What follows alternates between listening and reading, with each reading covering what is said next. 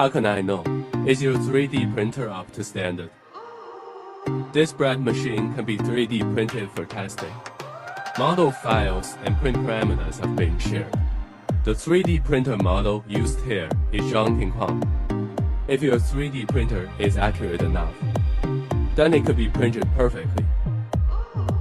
First, you can see these two slices of bread are only 0.8 millimeters at the thinnest point, and there's no periodic lamination on the columns. This shows that there is no problem with the Z-axis and the platform. Next, look at the minimum mating clearance. Usually it can reach 0.3. No adhesion accuracy is enough. The minimum mating clearance of this 3D printer is 0.2. Next, look at the overhang printing capability. Drape printing capability depends on the model heat dissipation structure of the 3D printer. You can see that the ultimate overhang angle has reached 80 degrees.